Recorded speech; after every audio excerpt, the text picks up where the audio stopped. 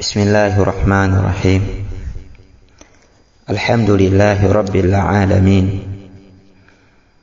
والصلاة والسلام على أشرف الأنبياء والمرسلين، وبعد.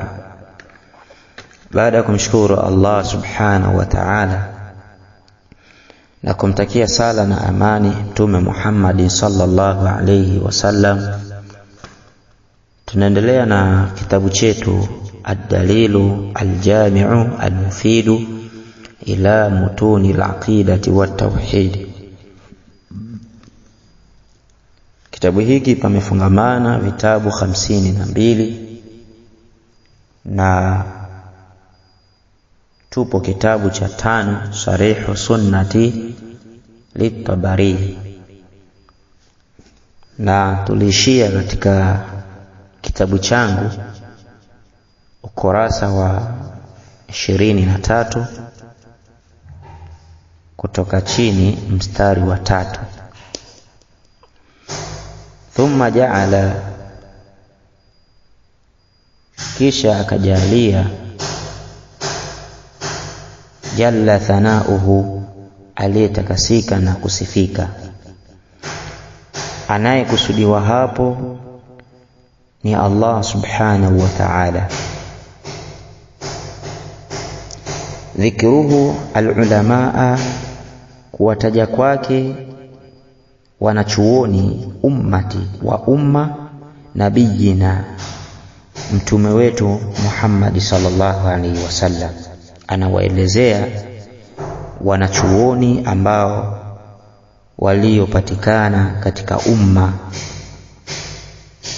ambao umma huo sio mwingine ni ummati Muhammad sallallahu alayhi wasallam. Min afdalil ulamai, ni miongoni katika wabora ndani ya hao wanachuoni, al-umami lati, kutokana na nyuma ambazo khalati qablaha, zimetangulia kabla yake. Fima kana, katika yale ambayo yaliyokuwa kusima lahum, yametofautishwa kwa wao, minal manazili wad darajat, kutokana na sehemu na daraja, wal maratibi, pamoja na mpangilio, wal karamati qisma, pamoja na zile karama zilizotofautishwa.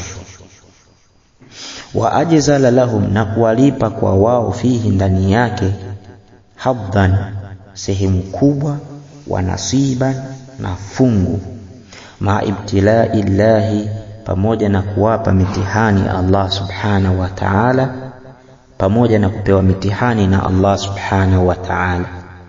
Afadhiliha, katika waliokuwa bora ndani ya huo umma, wa imtihanihi, na kuwapa mitihani Allah subhanahu wa ta'ala, khiyaraha, waliokuwa watukufu katika huo umma, bisharariha, kwa wale waliokuwa waovu, warufaaha, na wale waliokuwa na vyeo, waliokuwa na juu, viongozi, bisufaliha, kwa wale au na kwa wale waliokuwa wa chini, wa udhaiha, na kwa wale watu wakati.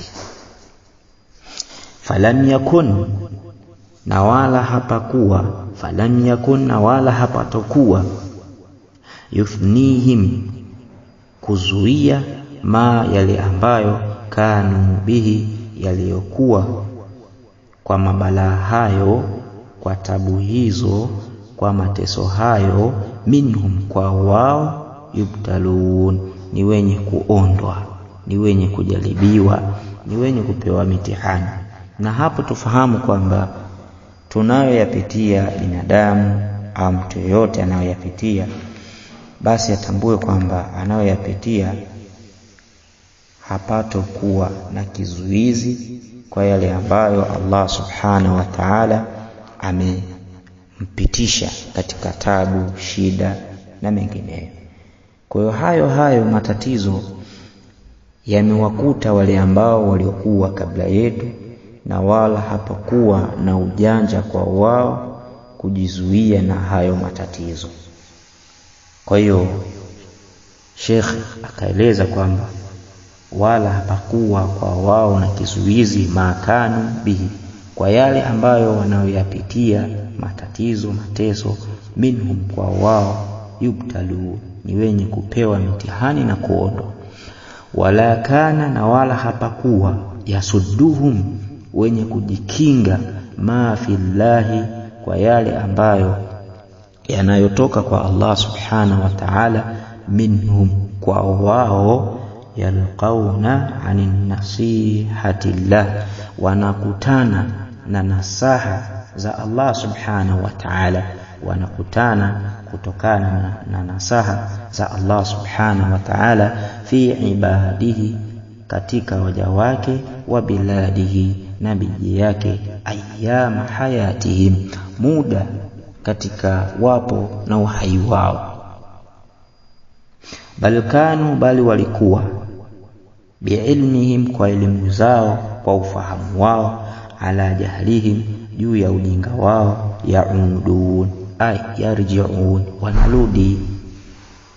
Maana ni nini? Maana yake ni kwamba wakati wako na ujinga, baada ya ujinga wao wakafahamu kitu ndani ya ujinga huo, basi ujinga huo uondoka, wanakuwa ni watu wenye kutambua kitu hiko ambacho wao walikuwa na ujinga nacho.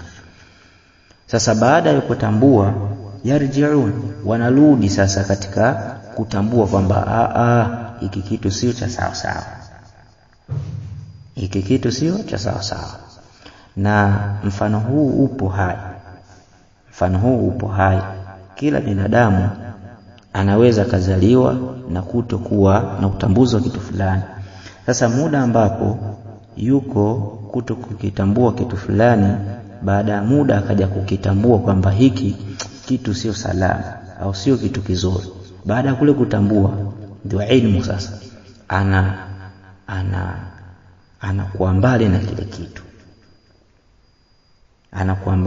kitu, na hivyo walikuwa wale ambao wakati Mtume sallallahu alaihi wasallam walikuwa kiabudu masanamu, walikuwa kiabudia ng'ombe, lakini wakiwa wanafanya hayo walikuwa wako ndani ya ujinga wao. Baada ya kutambua wakarudi kwenye ilmu kwamba ibada hii si ya kisawa sawa, wakachukua ibada ambayo ya kihaki na ibada ambayo ya kisawa sawa.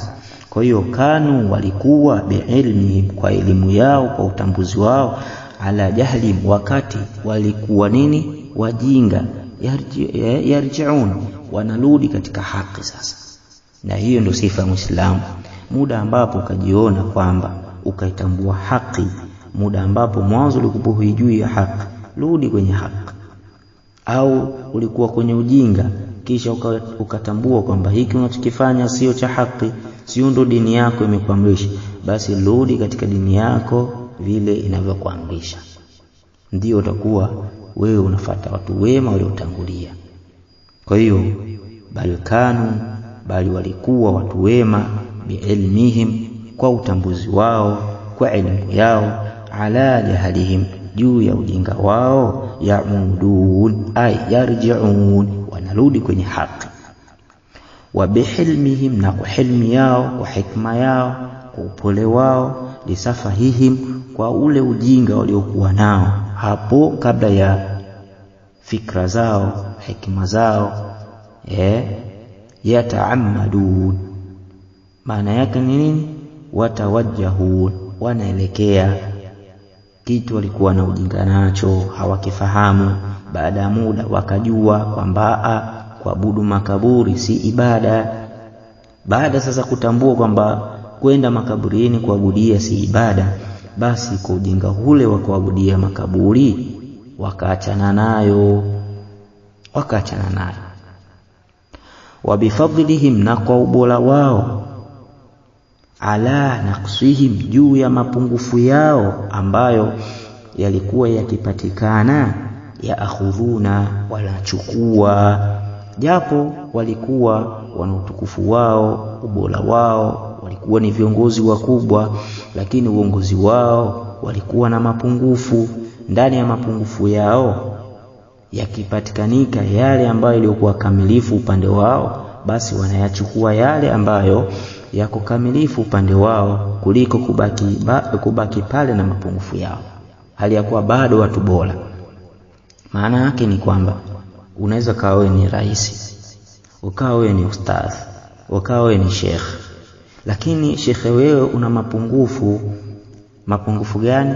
Wewe sheikh unaabudia makaburi, wewe sheikh unaabudia masanamu, au wewe sheikh unaabudia mizimu, wewe sheikh bado unaabudia mashaitani, bado wewe sheikh unafanya ibada ambazo sio za kisawasawa, unafunga hirizi, wewe sheikh bado unafanya uchawi, wewe sheikh bado unafanya lamli.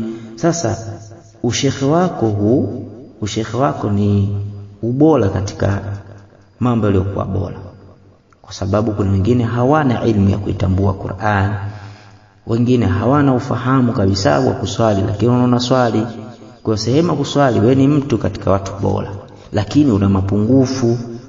Mapungufu yako katika upande wa tauhid wa akida. Wewe unaabudu masanamu, wewe labda unaabudu mashaitani, labda wewe unaabudu mizimu, labda unafanya kila ambacho hakiridhiwi na Uislamu unakifanya. Basi kutokana na hicho kitu unachokifanya, achana nacho, kwa sababu watu wema walikuwa bora ndani ya ubora wao, lakini ndani ya mapungufu ambayo waliokuwa nayo wanaachana nayo yale yenye mapungufu, wanachukua yale ambayo yenye kuwazidishia ubora kwa wao. Ndio maana Sheikh akasema wa bifadlihim, na kwa ubora wao, ima wa vyeo wa ilmu na ala naqsihim, juu ya mapungufu yao ndani ya vyeo vyao, yaakhudhuna, wanachukua yale ambayo yaliyokuwa bora zaidi kuliko kuchukua hiyo njia ambayo yenye mapungufu. Bali palikuwa la yarudha kabiru minhum, haridhi kwa alikuwa mkubwa kwa wao, ima kwa cheo, ima kwa ilmu, au ima kwa chochote kile, kutokana na yale ambayo azlafahu linafsihi, ai manake qaddamahu min al-a'mali as-salihah, aliziki kutokana na yale matendo aliyotanguliza mema, linafsihi, ndani ya nafsi yake, yani hajiridhishi kabisa. Na hili ni hatari sana.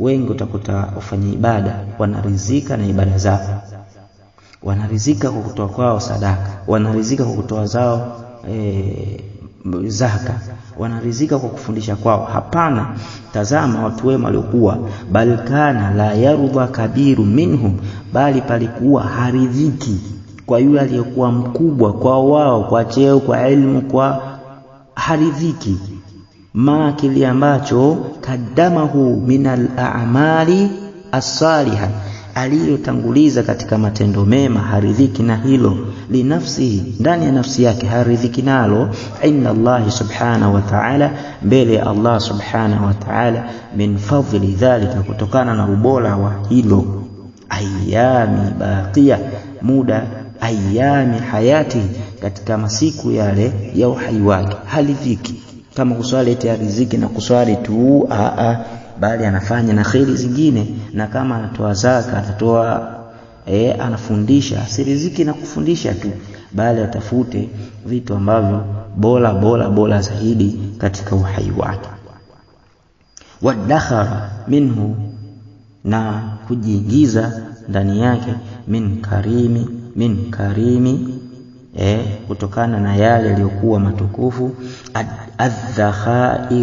adh-dhakhairi, ambayo yenye khairi, ladaihi, mbele yake, kabla mamatihi, kabla ya kufa kwake. Hiyo adh-dhakhair ay dhul khair, ambayo yenye khairi kabla ya kufa kwake. Kwa hiyo anayaendea yale ambayo yenye utukufu, ambayo yenye khairi, ladaihi, mbele zake, kabla mamatihi, kabla ya kufa kwake. Hata tabiqa, baka pabakie, liman, kwa mtu ambaye, au kwa yule ambaye, baadahu, atakayekuja baada yake, atharan, iwe ni athar kwamba alikuwa fulani aliishi hapa, alifundisha, akasomesha. Kwa hiyo hawa vijana waliomswalisha au waliobakia hawa ndio wanafunzi wake, au kitu fulani kimefanyika, ile athari ambayo tunaiona kwamba mtu huyu kafanya kitu fulani, ile athari yake bado ipo. Ala ayami baqiya, juu ya masiku ambayo yaliobakia katika mgongo wa ardhi mpaka siku ya kiyama. Allah subhanahu tujalie kuwa ni wenye kuacha athari mpaka kule kuondoka kwetu bado zibaki zile athari zetu. Wala humna wana wao waliotangulia, wema waliotangulia, ila rashadi hadiya, juu ya mwongozo uliokuwa wenye kuongoka. Jazahumullah, amewalipa wao Allah subhanahu wa ta'ala an ummati nabiyihim, juu ya umma wa nabii wao, afdala ma jazaa, yale yaliyokuwa bora katika malipo, alima, mjuzi, ummati anhum, aliye katika umma kutoka kwao, habahum min thawabi, amewapa wao kutokana na thawabu, ajzala, malipo yaliyo ajzala thawabi, malipo ya thawabu yaliyokuwa makubwa. Waja'alana, na tujalie sisi Allah subhanahu wa ta'ala, mimman, miongoni mwa wale ambao kasama lahu, amegawa kwake yeye, min salihi, yaliyokuwa mema, yaliyokuwa mazuri, ma kasama lahum, yale aliyogawa kwa wao. Wa alhaqna, na atukutanishe sisi wa alhaqna, na atukutanishe sisi bimanazilihim, katika zile nafasi zao, katika vyeo vyao. Wa karamana, na tukirimu sisi bihubbihim, kwa mapenzi yao. Wa maarifati, pamoja na maarifa, huquqihim, kujua zile haki zao. Wa aadhana, na tukinge sisi walmuslimina jami'an, na waislamu wote kwa ujumla, min, kutokana, muradiyati alahwa, matamanio yenye kuharibu, matamanio yasiyokuwa na faida, matamanio mabaya. Wal mudhillati al-arai, pamoja na rai potovu, rai mbaya. Innahu, hakika ya Allah subhanahu wa ta'ala, sami'u du'ai, msikivu wa dua. Thumma, kisha, innahu, kupitia hayo mabalaa, hayo matatizo, lam yazal, hayatoacha kuwa yenye kuendelea, min ba'di mudhi Rasulullah sallallahu alaihi wasallam, mudhi Rasulullah sallallahu alaihi wasallam, baada ya kupita Mtume sallallahu alaihi wasallam, bimaana kuondoka katika huu mgongo wa ardhi, lisabilihi, kuwa matatizo haya tabaki kuendelea katika njia yake, hawadith, yenye kuzuka, yenye kutokea, fi kulli dahri, katika kila mwaka, tahduthu, huzuka. Wanawazil, na kutelemka hizo shida, fi kulli asri, katika kila zama, tanzilu, kutelemka. Yafza'u fiha, anakimbia kupitia hayo matatizo, hizo tabu, aljahil, mtu ambaye ni mjinga, ila alimi, kwenda kwa mwanachuoni. Fayakshifu fiha, basi anafunuliwa, anafafanuliwa juu ya hayo matatizo, alalim, huyo mwanachuoni. Yusdafa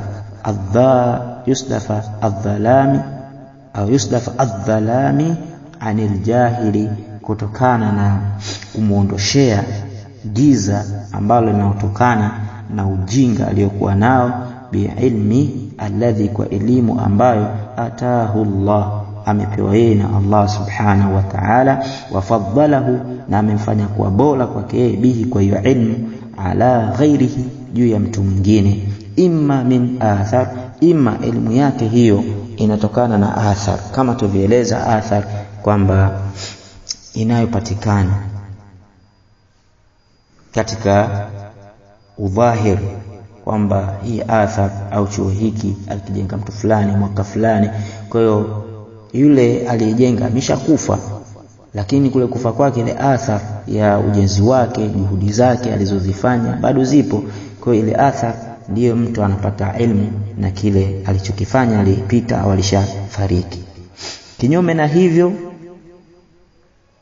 wa imma bin nadhar, au imma kutumia nadhar, ilmu kuchukua vitabu akasoma au kuchukua kitu fulani kutazama na mfano wa hivi jitihada mbalimbali, basi panamfahamika kwake kwamba fulani alifanya hivi. Kama sasa hivi tunafahamu Umar, hatujawahi kukaa naye, hatujawahi kuishi katika wakati wake, lakini tumefahamu juhudi zake za Umar kusoma kwenye vitabu pamoja na sahaba wengine na wengine na wengine.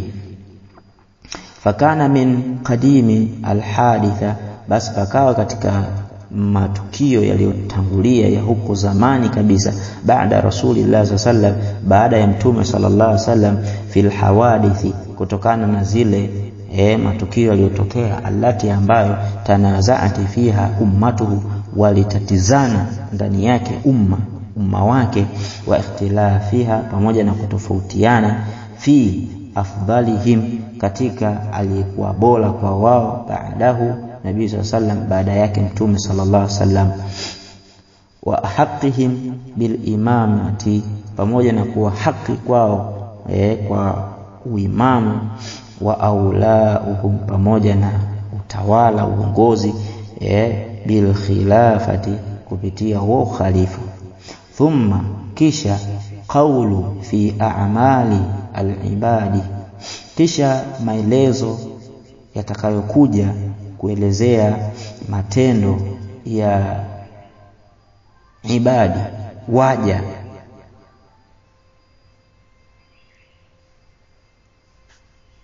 Itakuja kufafanua ndani ya kitabu hicho, bimaana kwamba matendo ya waja, taatiha, juu ya taa ya umma, wa maasiha, pamoja na maasi yake ndani ya umma yatakuja kuelezwa. Wa hal hiya, je, na hayo tuliyoyaeleza katika maasi na taa, wa hal hiya, na je, kati ya taa na maasi, biqadha'illah, hukumiwa mahukumio ya Allah subhanahu wa ta'ala, wa qadarihi, pamoja na qadari yake, am al-amru fi dhalika, amil amru, au hili jambo, fi dhalika, katika hivyo, al-mubaham mufawwidh, linaingia katika mubaham mufawwidh.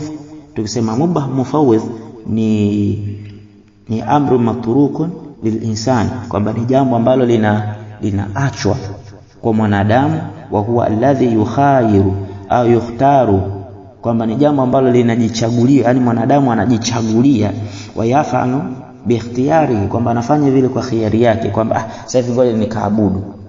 Sasa kile kitendo kwamba mwanadamu anataka kwenda kuabudu, je, kitendo kile cha kwenda kwake kuabudu kinatokana na kadhia ya Allah, au yeye mwenyewe mwanadamu kaamua tu aende akafanya ibada au kufanya maasi? Mwanadamu anaamua ngoja nikaibe. Je, kule kitendo cha kuiba ni Allah kamkadiria, Allah kamhukumia aende kuiba, au yeye mwenyewe ambaye amejiamua tu niende nikaibe?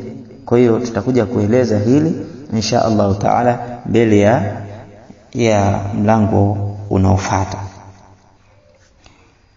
Kwa hiyo akaendelea kwamba mwanadamu atakuwa na takwa yeye mwenyewe kwenda kuiba au kufanya taa, tutakuja kueleza. Kisha thumma alqawlu fil iman, kisha maelezo kuelezea juu ya imani.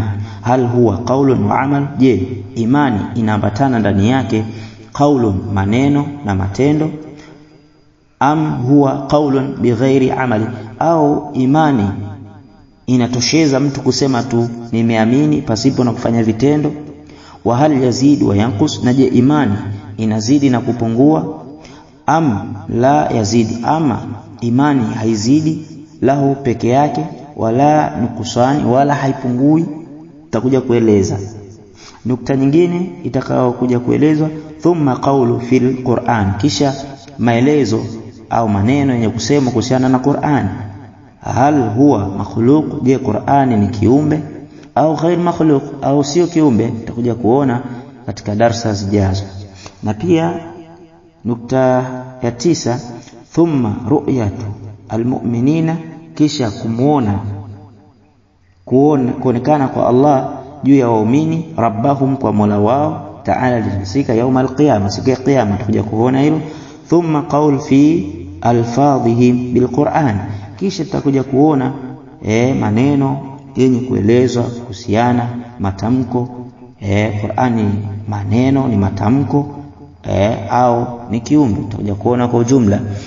11 anasema thumma hadatha fi dahrina, kisha yaliozuka katika zama zetu, hizi alhamaqatu, upuuzi, khadha fiha, ambao walijiingiza ndani ya upuuzi huo, ahlul jahili, watu ambao ni wajinga, wal khaba'u, na watu ambao khaba ni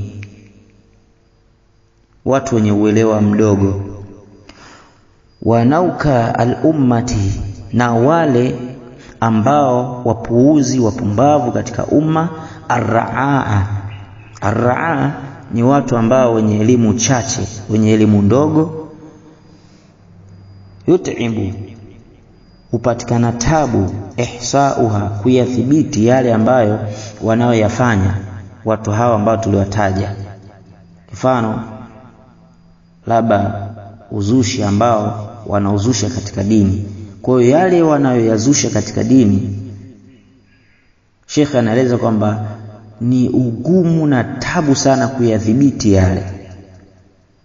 Yut'ibu ihsauha, ni tabu sana kuyadhibiti wanayozusha hao ambao wanaoyazusha katika dini, katika upuuzi, watu wajinga, watu ambao wenye elimu ndogo, uelewa mdogo, watu ambao wapumbavu, watu ambao wasiofahamu chochote.